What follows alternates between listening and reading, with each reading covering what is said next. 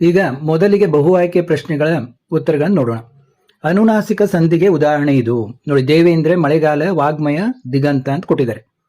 ವಾಗ್ಮಯ ಅನ್ನೋದು ಅನುನಾಸಿಕ ಸಂಧಿಗೆ ಉದಾಹರಣೆ ಆಗ್ತದೆ ನೋಡಿ. ಮೂಗಿನಿಂದ ಬರುವಂತ ಧ್ವನಿ ಸುಲಭವಾಗಿ ನೀವು ಗುರುತಿಸಬಹುದು, ಇದು ಅನುನಾಸಿಕ ಸಂಧಿ ಅಂತ. ಒಬ್ಬರು ಹೇಳಿದ ಮಾತನ್ನೇ ಯಥಾವತ್ತಾಗಿ ಬರೆಯುವಾಗ ಬಳಸುವ ಲೇಖನ ಚಿಹ್ನೆ ನೋಡಿ. ಅವರು ಮಾತನ್ನ ಹೇಳಿದ್ರು ಅಂತ ಹೀಗೆ ನಾವು ಇದನ್ನ ಮಾಡ್ತೀವಿ, ಅದು ಉದ್ಧರಣ ಚಿಹ್ನೆ. ಅಂಗೈ ಪದವು ಈ ಸಮಾಸಕ್ಕೆ ಉದಾಹರಣೆಯಾಗಿದೆ ನೋಡಿ. ಅಂಗೈ ಅಂದ್ರೆ ಒಂದು ದೇಹದ ಭಾಗವನ್ನ ಸೂಚಿಸೋದು. ಯಾವಾಗೂ ಏನಾಗ್ತದೆ, ಇದು ಸುಲಭವಾಗಿ ನೀವು ಕಂಡುಹಿಡಿಯಬಹುದು, ಅದು ಅಂಶಿ ಸಮಾಸ ಅಂತ. ಒಂದು ಭಾಗವನ್ನ, ಶರೀರದ ಒಂದು ಭಾಗವನ್ನ ಸೂಚಿಸ್ತದೆ, ಅಂಶಿ ಸಮಾಸ. ಬೇಗನೆ ಪದವು ಈ ಅವ್ಯಯಕ್ಕೆ ಸೇರಿದೆ ನೋಡಿ. ಅವ್ಯಯಗಳನ್ನು ಕಲ್ಕೋಬೇಕು. ಬೇಗನೆ ಅನ್ನುವುದು ಸಾಮಾನ್ಯಾರ್ಥ ಕಾವ್ಯಯ. ಇನ್ನು ಸಾವಿತ್ರಿಯೋಳ್ ಈ ಪದದಲ್ಲಿರುವ ವಿಭಕ್ತಿ ನೋಡಿ. ಒಳ್ ಅನ್ನೋದು ಹಳ್ಳಗನ್ನಡ ವಿಭಕ್ತಿ. ಒಳ್ ಅಂತಂದ್ರೆ ಅಲ್ಲಿ ಅಂತ. ಅಲ್ಲಿ ಅನ್ನೋದು ಯಾವ ವಿಭಕ್ತಿ? ಸಪ್ತಮಿ ವಿಭಕ್ತಿ. ಒಂದು ಅಥವಾ ಅನೇಕ ವಾಕ್ಯಗಳು ಒಂದು ಪ್ರಧಾನ ವಾಕ್ಯಕ್ಕೆ ಅಧೀನವಾಗಿರುವ ವಾಕ್ಯ ನೋಡಿ. ವಾಕ್ಯಗಳ ಪ್ರಕಾರಗಳನ್ನ ಓದ್ಕೋಬೇಕು ನೀವು. ಅದು ಯಾವುದು? ಮಿಶ್ರ ವಾಕ್ಯ. ಒಂದು ವಾಕ್ಯಕ್ಕೆ ಅಥವಾ ಅನೇಕ ವಾಕ್ಯಗಳು ಒಂದು ಪ್ರಧಾನ ವಾಕ್ಯಕ್ಕೆ ಅಧೀನವಾಗಿರುವ ವಾಕ್ಯ ಯಾವುದು? ಮಿಶ್ರ ವಾಕ್ಯ. ಇನ್ನು ಸಂಬಂಧಿ ಪದ ಬರೆಯುವುದು.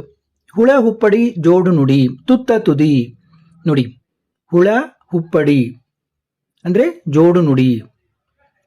ಇಲ್ಲಿ ಬೇರೆ ಬೇರೆ ಪದಗಳು ಬಂದಿವೆ. ಇಲ್ಲಿ ಏನಾಗಿದೆ? ತುತ್ತ, ತುದಿ ಅಂದ್ರೆ ತುದಿ ಪ್ಲಸ್ ತುದಿ, ಎರಡು ತುದಿನೇ. ತುದಿ ಪ್ಲಸ್ ತುದಿ, ತುತ್ತ, ತುದಿ ಅಂದ್ರೆ ಇಲ್ಲಿ ದ್ವಿರುಕ್ತಿ. ತುದಿ ಪ್ಲಸ್ ತುದಿ, ತುತ್ತ, ತುದಿ ಆಗಿರೋದು ದ್ವಿರುಕ್ತಿ. ಇಲ್ಲಿ ಜೋಡು ನುಡಿಯಲ್ಲಿ ನಾವು ಜೋಡಾಗಿ ಉಪಯೋಗಿಸ್ತೀವಿ, ಆದ್ರೆ ಬೇರೆ ಬೇರೆ ಶಬ್ದ ಇರ್ತವೆ ಇಲ್ಲಿ. ಹುಳ, ಹುಪ್ಪಡಿ ಅಂತ. ನದಿ ಅನ್ನೋದು ರೂಢನಾಮ, ರೂಢಿಯಿಂದ ಬಂದದ್ದು. ವಿಜ್ಞಾನಿ ಅಂದ್ರೆ ಕೆಲಸದಿಂದ ಬಂದದ್ದು, ಮಾಡೋ ಉದ್ಯೋಗದಿಂದ. ಇದು ಅನ್ವರ್ಥ ನಾಮ. ಇನ್ನು ವೈಶಾಖ, ಬೇಸಿಗೆ ನೋಡಿ. ತತ್ಸಮ ತದ್ಭವಗಳು.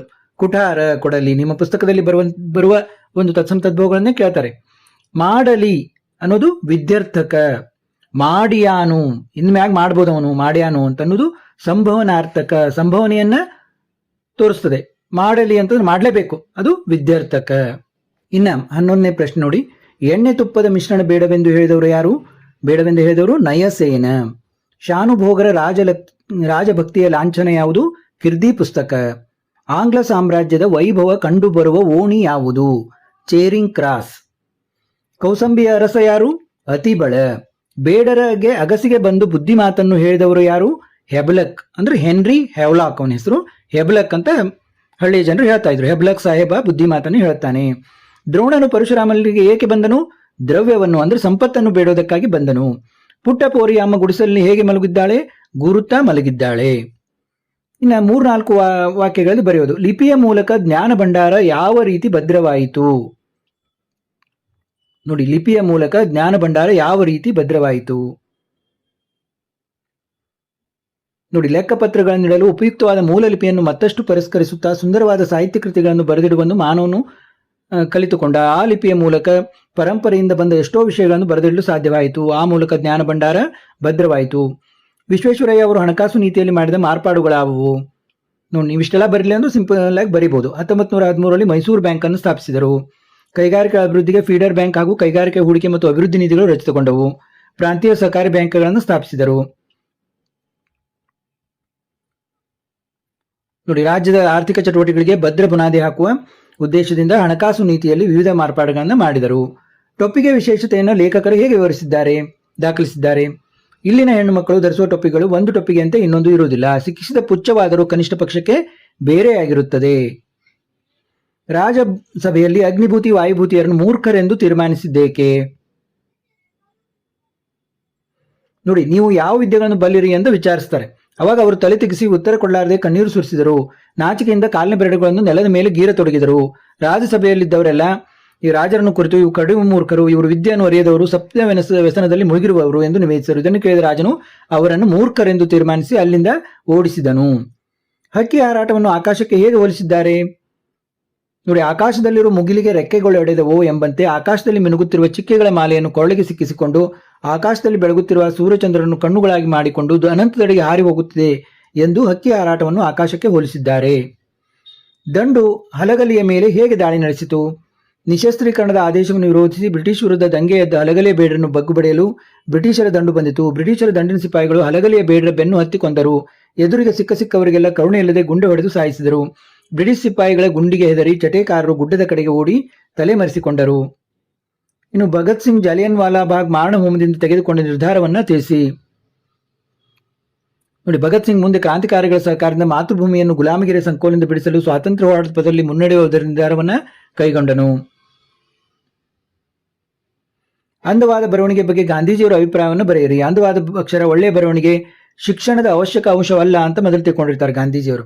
ಆಮೇಲೆ ಅವರು ಆಫ್ರಿಕಾಕ್ಕೆ ಹೋದ ಮೇಲೆ ಅಲ್ಲಿ ಸುಶಿಕ್ಷಿತ ಯುವಕರ ಮತ್ತು ವಕೀಲರ ಮುತ್ತು ಪೋಣಿಸಿದಂಥ ಸುಂದರ ಬರವಣಿಗೆ ನೋಡಿ ಅವರಿಗೆ ನಾಚಿಕೆಯು ಪಶ್ಚಾತ್ತಾಪ ಉಂಟಾಗುತ್ತದೆ. ಆದ ಕಾರಣ ಅವರು ಏನಂತಾರೆ, ಪ್ರತಿಯೊಬ್ಬ ಯುವಕನ ಯುವತಿಯು ತಿಳಿದುಕೊಳ್ಳಲಿ ಅಂದವಾದ ಬರವಣಿಗೆಯು ಒಂದು ಶಿಕ್ಷಣದ ಅವಶ್ಯವಾದ ಅಂಶ ಅಂತ. ಜ್ಞಾನಿ ಅಜ್ಞಾನಿಗಳ ಸಂಘದ ಬಗ್ಗೆ ಅಕ್ಕಮಹಾದೇವಿ ಅಭಿಪ್ರಾಯವನ್ನು ತಿಳಿಸಿ. ನೋಡಿ, ಅರಿತವರನ್ನೇ ಸಂಘ ಮಾಡಿದರೆ ಮೊಸರನ್ನು ಕಡಿದು ಬೆಣ್ಣೆಯನ್ನು ಪಡೆದಂತೆ ಪ್ರಯೋಜನಕಾರಿಯಾಗಿರುತ್ತದೆ. ಇವು ಅರಿದವರ ಮತ್ತು ಬಲ್ಲವರ ಸಂಘದ ಪರಿಣಾಮಗಳು. ಶರಣರ ಸಂಘವನ್ನು ಮಾಡಿದರೆ ಕರ್ಪೂರದ ಗಿರಿಯನ್ನು ಉರಿಯ ಕೊಂಬಂತೆ ಎನ್ನುವುದು ಅಕ್ಕಮಹಾದೇವಿಯವರ ಅಭಿಪ್ರಾಯವಾಗಿದೆ. ರಾಜರ ಪ್ರಕೃತಿ ಹೇಗಿರುತ್ತದೆ? ರಾಜರ ಪ್ರಕೃತಿಯು ಅಹಂಕಾರದ ಜ್ವರ ತಲೆಗಡೆರಿ, ಅವರ ಬಗೆಯಲ್ಲಿ ಕತ್ತಲು ತುಂಬಿರುತ್ತದೆ. ಇದು ಎಲ್ಲ ದುಡ್ಡಿನ ಮಹಿಮೆ. ದುಡ್ಡು ದುರಭಿಮಾನದ ತವರು. ದುಡ್ಡಿನ ಪೈತೆ ಅಡರಿದವರಿಗೆಲ್ಲ ಜಗತ್ತೆಲ್ಲ ಕ್ಷುದ್ರವಾಗಿ ಕಾಣುತ್ತದೆ. ರಾಜ್ಯ ಎನ್ನುವುದು ಒಂದು ವಿಷಯ, ಅದರ ಅಧಿಕಾರ ಸೋಂಕು ತಾಗಿದವರಿಗೆಲ್ಲ ಬುದ್ಧಿ ಮಂಕಾಗಿ ಬಿಡುತ್ತದೆ.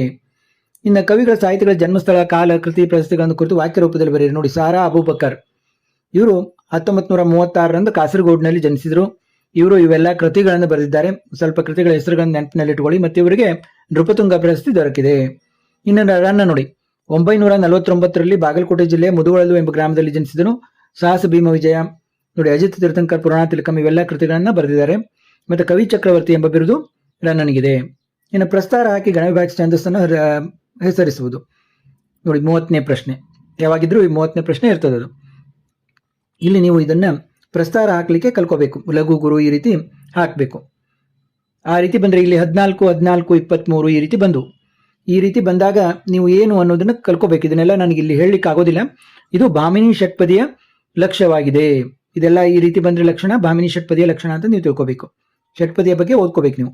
ಅಲಂಕಾರವನ್ನು ಹೆಸರಿಸಿ ಲಕ್ಷಣ ಬರೆದು ಸಮನ್ವಯ ಮಾಡೋದು. ನೋಡಿ, ಭೀಮ ದುರ್ಯೋಧನರು ಮದಗಜಗಳಂತೆ, ಇದು ಸುಲಭ ಇರುತ್ತೆ. ಅಂತೆ ಅಂತ ಬಂದ್ಕೊಳ್ಳಿ ನೀವು ತಿಳ್ಕೋಬೇಕು. ಉಪಮಾ ಅಲಂಕಾರ, ಭೀಮ ದುರ್ಯೋಧನರನ್ನು ಯಾವುದಕ್ಕೆ ಹೋಲಿಸಿದರೆ? ಮದಗಜಗಳಿಗೆ ಹೋಲಿಸಿದ್ದಾರೆ. ಉಪಮೇಯ, ಉಪಮಾನ, ಉಪಮಾಚಕ ಅಂತೆ ಸಮಾನ ಧರ್ಮ ಏನಿದೆ ಇಲ್ಲಿ ಹೋರಾಡುವುದು. ಇದು ತುಂಬಾ ಸುಲಭ ಇರುತ್ತೆ. ಇದು ನೀವು ಆರಾಮಾಗಿ ಹೇಳ್ಬೋದು. ಇನ್ನು ಗಾದೆಯನ್ನು ವಿಸ್ತರಿಸಿ ಬರೆಯೋದು. ಸತ್ಯಕ್ಕೆ ಸಾವಿಲ್ಲ, ಸುಳ್ಳಿಗೆ ಸುಖವಿಲ್ಲ, ಅಥವಾ ದೇಶಕ್ಕೂ ಸುತ್ತಿ ನೋಡು, ಕೋಶ ಓದಿ ನೋಡು. ಯಾವುದೇ ಗಾದೆ ಕೇಳಿದ್ರು ಈ ಪೀಠಿಕೆಯನ್ನು ನೀವು ಮಾತ್ರ ಬರೆಯಲೇಬೇಕು. ಗಾದೆ ವೇದಕ್ಕೆ ಸಮಾನ, ವೇದ ಸುಳ್ಳಾದರೂ ಗಾದೆ ಸುಳ್ಳಾಗದು. ಗಾದೆಗಳು ಆಕಾರದಲ್ಲಿ ವಾಮನ್ನಾದರೂ ಅರ್ಥದಲ್ಲಿ ತಿರುಕ್ರಮಂತೆ, ಸತ್ಯ ಸಹ ಜೀವಂತವಾದ, ಸುಳ್ಳು ಎಂದು ಸುಖವನ್ನು ಕೊಡಲಾರದು ಎಂಬುದು ಈ ಮೇಲಿನ ಗಾದೆಯ ಅರ್ಥ. ಈ ಮೊದಲಿನ 1-2 ಸಾಲುಗಳು ಎಲ್ಲದಕ್ಕೂ ಫಿಕ್ಸ್ ಇರ್ತವೆ. ಆಮೇಲೆ ಈಗ ನೀವು ಈ ಗಾದೆಯ ಅರ್ಥಕ್ಕೆ ಬಂದು ಈ ಗಾದೆಯ ಬಗ್ಗೆ ಹೇಳಬೇಕಾಗ್ತದೆ. ನೋಡಿ, ಸುಳ್ಳು ಕ್ಷಣಿಕ, ಅದು ಶಾಶ್ವತ ಸುಖ ಕೊಡುವುದಿಲ್ಲ. ಸುಳ್ಳಿನ ಒಳನಾಟಕ ಹೆಸರೊಳಗೆ ಮುಳ್ಳು ತುಳಿದಂತೆ. ಸುಳ್ಳು ಹೇಳಿ ಆ ಸುಳ್ಳು ಬಯಲಾದ ಮನುಷ್ಯನು ತನ್ನ ಗೌರವ, ಅಂತಸ್ತು, ನಂಬಿಕೆ ಕಳೆದುಕೊಳ್ಳುವುದರ ಜೊತೆಗೆ ಮಾನಸಿಕವಾಗಿ ನೆಮ್ಮದಿಯನ್ನು ಹಾಳು ಮಾಡಿಕೊಳ್ಬೇಕಾಗ್ತದೆ. ನೆಕ್ಸ್ಟ್ ನೋಡಿ, ದೇಶ ಸುತ್ತಿ ನೋಡು, ಕೋಶ ಓದಿ ನೋಡು. ಇಲ್ಲಿ ಕೂಡ ಗಾದೆಯ ಒಂದು ಇದನ್ನ ಹೇಳಬೇಕು. ನಂತರ ಈ ಪರ್ಟಿಕ್ಯುಲರ್ ಗಾದೆಯ ಬಗ್ಗೆ ನೀವು ಒಂದು ವಿವರಣೆಯನ್ನು ಕೊಡಬೇಕಾಗ್ತದೆ. ನೋಡ್ತಾ ಹೋಗಿ, ಎಲ್ಲವನ್ನು ಓದ್ತಾ ಹೋದ್ರೆ ತುಂಬ ದೊಡ್ಡದಾಗುತ್ತೆ. ಇನ್ನು ಸಂದರ್ಭವನ್ನು ಸ್ವಾರಸ್ಯದೊಂದಿಗೆ ಬರೆಯುವುದು. ನಾನು ಮುಖ ಮೇಲಾಗಿ ಬಿದ್ದಿದ್ದೇನೆ. ಇದು ನೋಡಿ, ನಿಮ್ಮ ವ್ಯಾಘ್ರ ಗೀತೆ ಗದ್ಯಪಾಠದಿಂದ ಏನ್ ಮೂರ್ತಿರಾವ್ ಬರೆದಿದ್ದಾರೆ ಆಕಾರ ನೆನ್ಪಿಟ್ಕೋಬೇಕು. ಸಂದರ್ಭ ಹೇಳಬೇಕು, ಸ್ವಾರಸ್ಯ ಹೇಳಬೇಕು. ಆಮೇಲೆ ಸಾಮಾಜಿಕ ಕಾನೂನುಗಳ ಹರಿಕಾರ.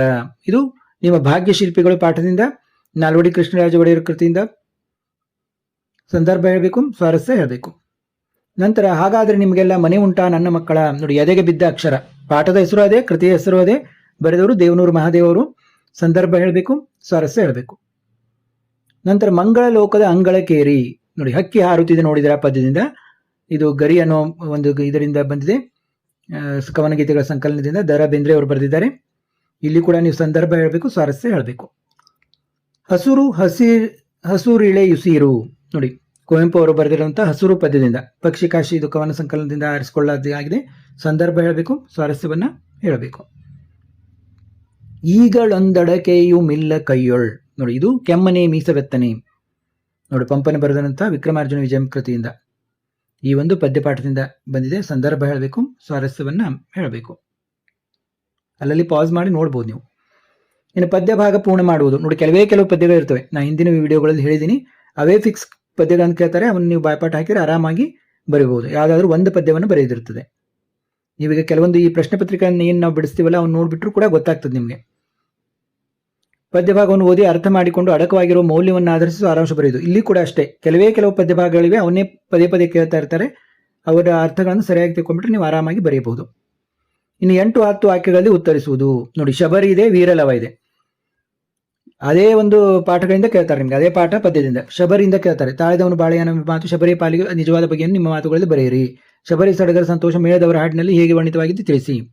ನೋಡಿ, ಶಬರಿಯಲ್ಲಿ ಪೂರ್ಣ ಓದ್ಕೊಂಡ್ಬಿಡಿ ನೀವು ಶಬರಿನ ಚೆನ್ನಾಗಿ. ಅಂದ್ರೆ 8 10 ವಾಕ್ಯಗಳನ್ನು ಆರಾಮವಾಗಿ ನೀವು ವರ್ಣನೆ ಮಾಡಿ ಬರೀಬಹುದು. ಇನ್ನು ವೀರಲವ ನೋಡಿ, ಶಬರಿ ಇಲ್ಲಿ ವೀರಲವ ಬದಲು ಇದಕ್ಕೆ ಇದ್ದಾರೆ, ಏನು ಸಂಕಲ್ಪ ಗೀತೆ ಕೇಳಿದ್ದಾರೆ. ವೀರಲವ ಕೇಳ್ತಾ ಇರ್ತಾರೆ, ಇಲ್ಲಾಂದ್ರೆ ಸಂಕಲ್ಪ ಗೀತೆ ಕೇಳ್ತಾರೆ. ಸಂಕಲ್ಪ ಮತ್ತು ಅನುಷ್ಠಾನ ಕುರಿತು ಕವಿ ಶಿವರುದ್ರಪ್ಪನವರ ಅಭಿಪ್ರಾಯ ತಿಳಿಸಿ ಜೀವನದಲ್ಲಿರಬೇಕಾದ ಧನಾತ್ಮಕ ಭಾವನೆ ಹಾಗೂ ದೃಢ ಸಂಕಲ್ಪ ಮಹತ್ವವನ್ನು ಜಿ ಎಸ್ ಶಿವರುದ್ರಪ್ಪರು ಸಂಕಲ್ಪ ಗೀತೆ ಕವನದಲ್ಲಿ ಹೇಗೆ ವ್ಯಕ್ತಪಡಿಸಿದ್ದಾರೆ. ನೋಡಿ, ಸಂಕಲ್ಪ ಗೀತೆಯನ್ನು ಚೆನ್ನಾಗಿ ಓದ್ಕೊಂಡ್ಬಿಟ್ರೆ ನೀವು ಆರಾಮಾಗಿ ಅದರ ಒಂದು ಸಾರಾಂಶವನ್ನು, ಪದ್ಯದ ಸಾರಾಂಶವನ್ನು ತಿಳ್ಕೊಂಡ್ಬಿಟ್ರೆ ಆರಾಮಾಗಿ ಬರೀಬಹುದು.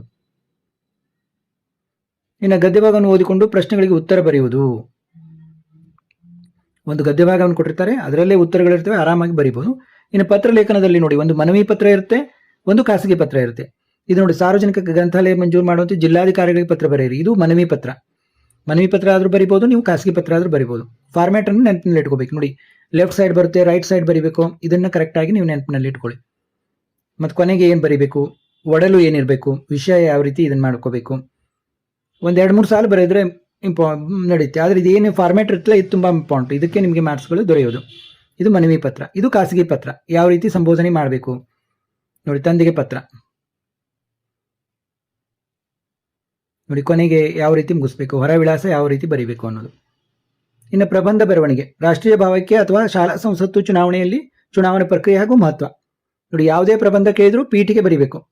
ನೋಡಿ, ರಾಷ್ಟ್ರೀಯ ಭಾವೈಕ್ಯ, ನೋಡಿ ಇದರ ಪೀಠಿಗೆ ನೋಡ್ಕೊಳ್ಳಿ. ಆಮೇಲೆ ವಿಷಯ ನಿರೂಪಣೆ ಅಂತ ಬರೀಬೇಕು. ನಂತರ ಉಪಸಂಹಾರ. ನೋಡಿ, ಅಥವಾ ಒಂದು ಇದರದ್ದು ಶಾಲಾ ಸಂಸತ್ತು ಚುನಾವಣಾ ಪ್ರಕ್ರಿಯೆ ಹಾಗೂ ಮಹತ್ವ. ಇಲ್ಲೂ ಕೂಡ ಪೀಠಿಗೆ ಬರೀಬೇಕು, ವಿಷಯ ನಿರೂಪಣೆ ಬರೀಬೇಕು, ಆಮೇಲೆ ಉಪಸಂಹಾರ ಮಾಡಬೇಕು.